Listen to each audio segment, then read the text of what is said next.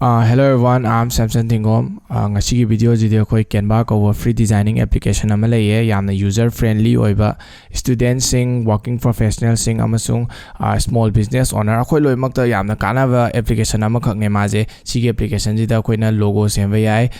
flyer semba yai social media post semba yai adigi atopa even video editing book to yai ba sigi application jida khoina ko aduna ngasi tutorial jida khoi Canva haiba application ji season naraga kai kai semba yage kai kai to age have the community. Okay, do screen the lock piro ko CJ khoigi Canva gi interface ni ko CJ Canva gi interface se khoina kamaina thon gani have targadi Google da changbiro aduga Google da Canva haina search tawbiro aduga ahanba tholakpa magi search result du da dum changbiro aduga Canva gi smile tholakani ko aduda login have amga sign up have amga tholakani sign up tana kaidawni ha matamda hana dagi account leba kanguna login da changbiro aduga account leitaba kanguna sign up toroga email ga connect toroga adum changba yarni ko aduga Canva je khoina magi apps install tawdabida browser dagi adum paiba yai ko aduga khoina install tawjage haga ju install tawba yai maje any device ta loina sijanaba yai ko just computer laptop natabida कोई even phone da book to loina sijanaba yai ko adudi hoji akoi magi interface singje gyan tamin je ko somgi left side ta hana lakpiro sije khoi gi som nakan gi menu je han understand tawje som nakan da khoina create ana ma lei je sida changbiro create hai je te kem na te khoi gi design gai je sida gi hana loi haudoini ko akhoi gi sida tholei ma'am jina template ka we aduga sida mathang da presentation hai jina any akhoi gi school gi presentation boy gera office gi presentation boy gera sida akhoi gi ready made template kai jida akhoina changa ga akhoina sida edit tawbe ai ko just edit che drag and drop khatani ko aduga social media gi ji laire akhoina any social media gi post semningba design semningba gaido sigi akhoina sida changa matungda akhoi gi design ga do loina semba yarni ko even photo editor sida laire video sida laire khoina any video xyz design tawningba edit tawningba gaido khoina apamba video digi matungina changa ka semba yare chamana na sida ju printables ta ju chamane document da ju khoi office ki work document thaningba khoningba hana dagi loina ready made template laire whiteboard semningba laire ju sida laire sheet sijina excel sheet ke ka laiba khoi gi do design phajana tawraga semba yai ko website sijina khoi gi create ki laire aduga sida custom size haijina khoina akhoi gi design gi size yamna maru oi ko khoina A4 da sem doira social media gi oi doira banner gi oi doira habado khoina sigi size sida loina sem doine do size ke ka gi jidi akhoi gi sidi ngasi gi jidi beginner tutorial ni khoina advanced tutorial lakpa matamda advanced ta phajana khangminar je aduga next la aje home page ko home haijina khoina sem gi design gai je sigi home page sida loina thola ga leidoine ba chap manana sida ju leire sida lao yengo your design haijina khoina sem gi design gai duna your design da loina yaudoine aduga templates hairga na khoina semning gi design gai do sigi template sida lo yaudoine ko sida leire presentation poster resume email logo flyer browser sida loi leire ko khoina semning gi design gai do khoi sida changba matam da loi tholakani ko xyz da khoina sida resume da changba matam da resume gi template me am thokle khoina sida khoina any xyz ama changaga sida semba yai ko resume gi ja aduga sigi Canva AI haijina khoi gi Canva AI jida khoi gi any prompt ama thaba matamda khoina khoi gi kokta leiba any food ki boy gera address ki boy gera any design boy gera photo boy gera sida prompt thaba matamda loina thokla ani ko aduga somna kanda leire project ko project haijidi khoina sem gi ba khoi gi design gai do sigi project kai da loina yar leidoine aduga next template haijina kaino ha matamda khoi gi any sida leiba template ma'am singje sigi template sida loi yarni loina mak si template sida fangani brand haijidi khoina kona pro version oye brand haijidi khoina kona advanced ta tamje Canva haiba app se free oiraga ju magi pro version lei ko pro version jina tai kemna te pro version da di khoi magi atopa anoba feature khara fangi ko pro dana aduga sigi Canva AI haijina chap manare sida aduga nangi profile gi jida nangna sida setting da changaga nangi kaika nangi email address kaika sida loina yengba yare ko nang kamaina changi khotki sida login log out tawba loina yare nangi storage kaika la yare aduga nangi sida theme jida nangna nangi theme je light ohengera aduga dark ohengera sida loina semba yai ko sida leire adudi home page ta la aji ko home page ta lae akhoi sigi ngasai gi presentation social media loina khangre adudi sida akhoi design ama semaga yengji ko design je akhoi kai gi semji ge search sida we are hiring gi post ama semje haba targadi we are hiring ana tharni sida design ma am thogle ko ado khoi ne category da ma je kai gi semji ge all category changre khoi na Instagram post ki tang semje adudi Instagram post ana khoi na hoji ki da search tawbirani Instagram post ki ma am thogle ko sida any amek ta changal la ji ko karam ba changji ge pro version taba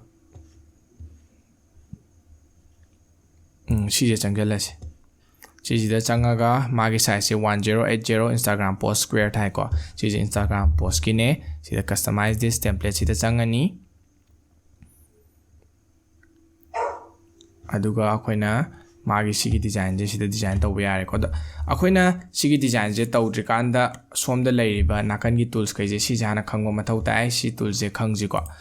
adudi sida akoina sida log anama leije sida log sida namaga di akoi sigi page log loina log leigrane ko akoina sida lengthok lengjin kem ya roi aduga sigi sida duplicate page haijina akoi sigi page siga chapmana ba page am tholani sida duplicate namaga na ko aduga add page haijina page anowa ma tholok toiba sida yan tarani ko okay adudi somgi nakangi tools kai je khangmina je design harga na sida som nakangi design sida kai tholakani hai matamda akoi gi sida yariba design mam je akoina topa anowa semningba design gai sida loina semba yai ko love tharga ju love kit mam ama template mam ama tholakani ko sui yam kong e next akoi gi sida element haijina element sida akoina loina search tawba yare samna haibada akoi gi ngasai gi sida thokiba model do akoina sida model ana tha matamda ko graphic oina ju tholakani aduga photo oina ju loi lo yare ko graphic ta akoina model hai matamda to sida animation illustration map ama tholai ju bra sida ama changjalani to si je akoina pn ba chawhan ba loina yai ko even magi photo je photo oina pa magana si photos ta changani aduga sida model amgi photos si lawsala je ko sumaina akoina loina lo yai ko even video book lo yai ko khoi si gi sida akhoi gi sida video yawi je sigi video sida khoina any xyz khoina pami ba video do khalani sida video do thole khoi model gi khoina pami video do ko sijina khoi element ko element sida khoi just photo video khatang na te atopa map ama ju tawba yai frame kaina yawi shape leiri ko shape harga na akhoi sida shape tholei map je khoina any khoi gi design semba matamda sigi shape kai jina loina semba yai ko sije tok thangjin loina yai pictok pixin sije khoi design semba matamda loina semakani next ta akhoi gi sida frame yawi gai je siju am kanai akhoi gi any sida frame gai jida frame jida ama changba matamda akhoi gi frame hai ji example je hai ke ko sida khoina any frame makhan khanbe yai ko khoina ngasai khangiba model do lower layer model do sigi frame gi manungi ta sumaina hapsan de frame makal ma'am ama sida loba yai ko next ta akoi gi sida shape ma'am ama loba yai atopa makal kya gi makal loba yai next ta la ji next ta muk next ta mula ji next na kai layer ha matam da text layer ko text sida khoina changma matam da sida add heading sub heading ma'am layer ko da add heading ama loksala je text se sida khalaga any sida khoina sagi we are hiring a model hajala jigo we are hiring a model sijina text kini ko sijina text sida number matamda akoi gi som nakanda tholai jina magi font ni ko font habadi atei kem na te magi mayek habani ko mayek se khoina magi on thok onjin je sida loina taw yai ko khoina pamba mayek kai je sida khallaga sida loin tholakani ko khoina pamba mayek se hojikidi khoi mayek se popin soin khanjala je maje magi make che sida chawhan gi pn gi hai targa di sida chawhan ba pn ba yare aduga text color on thok ke hai ga na sida changa ga khoina pamba color do loina on thok pa yare ko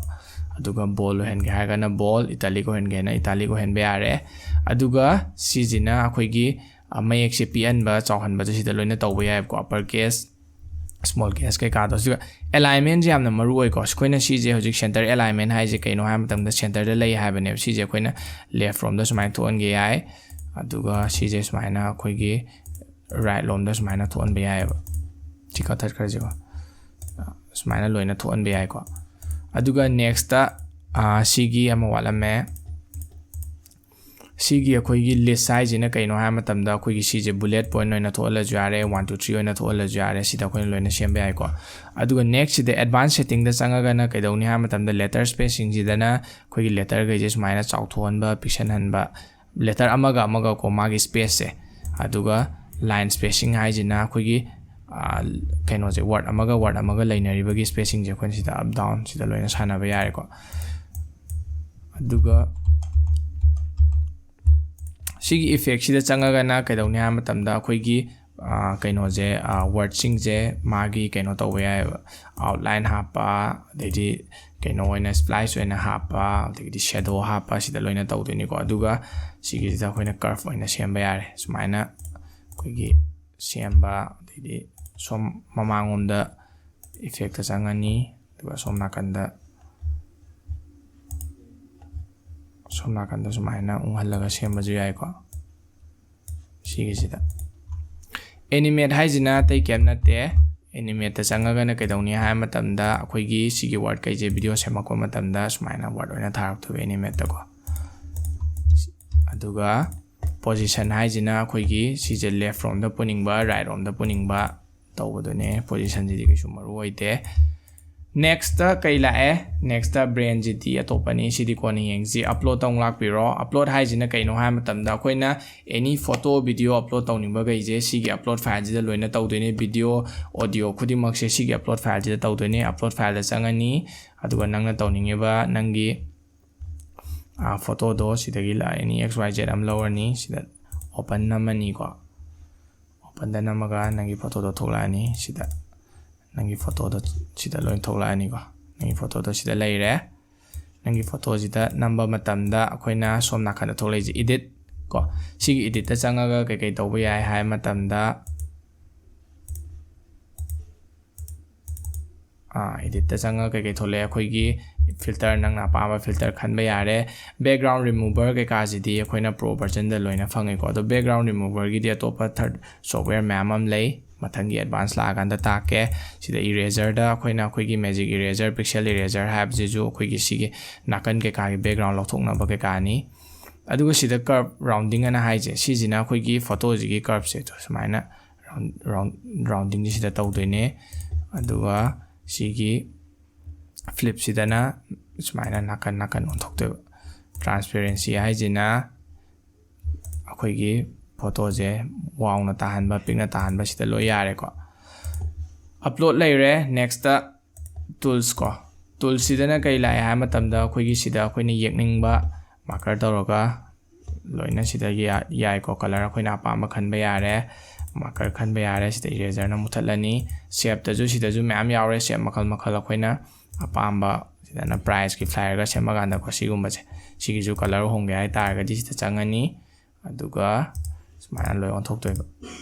tool sida ju ma'am leire text khan ba yare project har ga na akhoi gi sem gi project ma'am do loi changak toy ni fcd ke su maru oide ngasi gi di akhoi sigi ahan bagi tools kai je hana fajana khangmina je aduga tools kai je hana fajana khangaba revision tawba matungda mathangi video da akhoi social media post se kamaina design tawgani kamaina edit tawgani habado khangmina je not just social media post ko resume amaju design tawje presentation amju tawje adagidi video editing amju tawje makhal ngasi gi video je nuairagadi informative oi khanbiragadi like tawbiramo subscribe tawbiramo aduga comment ta any doubt level sing do haibiramo thank you so much for watching my video.